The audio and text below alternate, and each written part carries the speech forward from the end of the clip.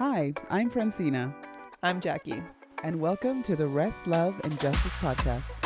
This podcast is an inquiry into whether rest and love and justice can produce transformative social change.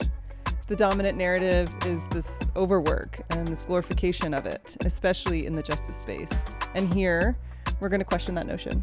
Come sit with us as we meet our collective humanity and share stories around rest, love, and justice. It is our hope to create a shift that enables us to recognize that racial justice work is a human issue. It affects us all. Hello, everybody. Welcome to the Rest, Love, and Justice podcast. My name is Francina, and this is my amazing host, Jackie. Amazing. Thank you so much for joining us today. And today we're doing a vibe out about a quote that I saw, I think it was a couple years ago, by Yaba Blay that says, love Black people out loud. It teaches the world that it is okay. And I remember when I read that quote, it took my breath away because I was just like, wow, people underestimate the power of loving people out loud and don't really stop to think about what that does, not just for that person, but for their community as well. And I think about how for so many years, I felt like I was the token Black person in so many of the white people's lives that I was in, and didn't feel like I was worthy of being loved out loud, And I just thought it would be really, really an important conversation for us to talk about here for people that are white listening to this. How do you love the Black people in your life or the brown people in your life? Do you love them out loud? Or is it something that's just kind of nice to know, something good to mention that, oh yeah, I have that person from, or I know somebody from Zimbabwe, or I know somebody from blah, blah, blah. I think it's an important conversation. I love it. Yeah. And I think we can make it really practical and even workshop that right now. How do we do that? If white people, if there's not that culture, it's not something you've done before, how do you do that? And I think it would be awesome. What are ways we can do that? Yeah. And I think it's important too to mention that this is not about the performative art of loving Black people out loud. And I feel like after the 2020 racial uprisings, a lot of people wanted to attach themselves to Blackness, to brownness, to indigeneity, all of that stuff, so that they can look like they are either non-racist or that they are, good, quote unquote. And for me, loving Black people out loud is do you celebrate the people that you love that are people of color outside? I saw this post by a friend of mine that we follow each other on Instagram, and she was in New York City and was there to celebrate her Black friend that was on Saturday Night Live. And she showed pictures of her in New York City, and then she showed this picture of her standing next to her Black friend saying, "This is the real reason I'm here." And then went on to talk about how amazing her friend was and what she was doing and how much she loved her.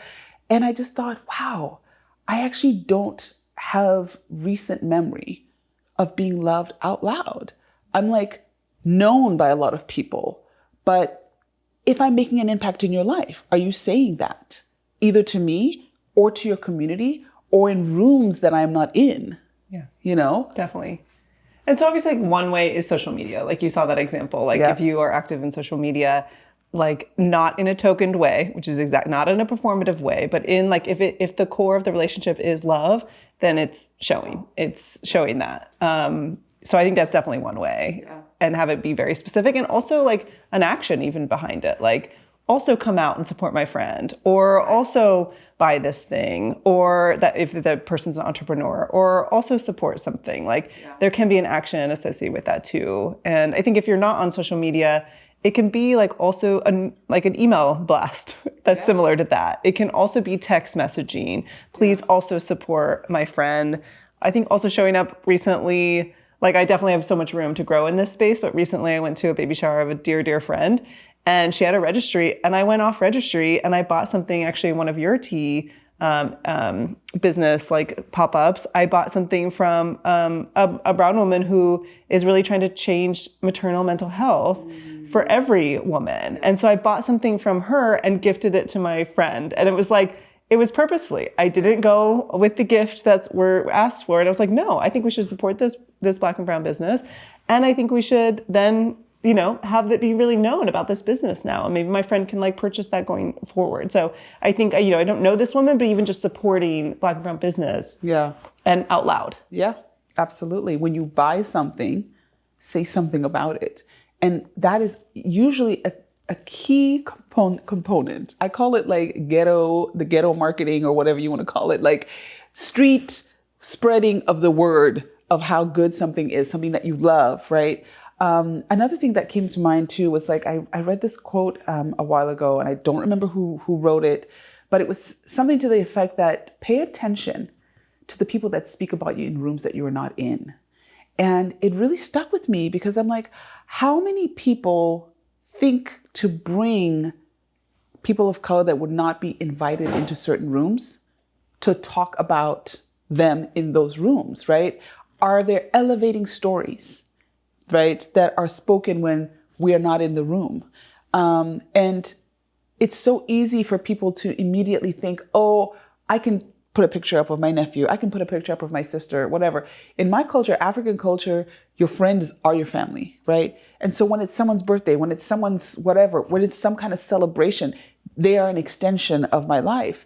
And that includes bringing them into rooms that they may never even have access to if you are somebody who has influence. And if you are somebody who is in a lot of spaces, in a lot of rooms. Like I even think about when I first started my business, I was trying to do corporate gifting, right? And a lot of corporations have a list of vendors that they go to all the time. And if you are in those spaces, offer up something different. Offer up an invitation for a different way for them to support the community that is important to you. Yeah.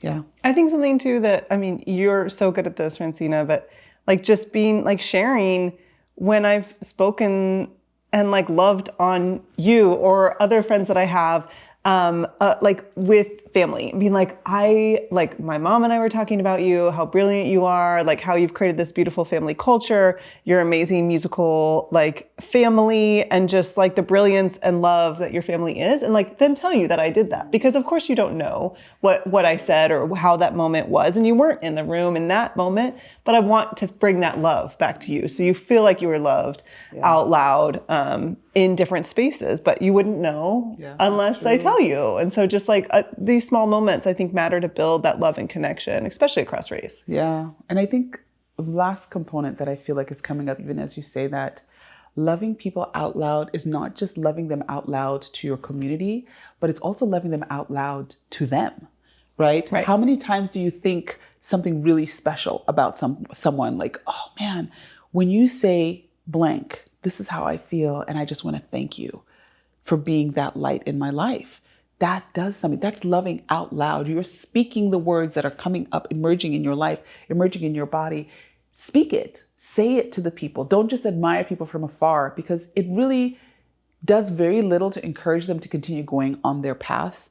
You're always telling me, I think you're brilliant. And it makes me cringe, yes, because I'm just like, oh, I don't feel like I am. But she says this to me all the time. And it means a lot to me, because on the days when I'm feeling like, oh, I suck, or I'm not as good a mother, or whatever, I remember that she says I'm brilliant. One person is reminding me all the time of my brilliance. If you have people of color in your lives, go and tell them that they're brilliant. Tell them that how they love you is meaningful to you. Tell them what you celebrate about them.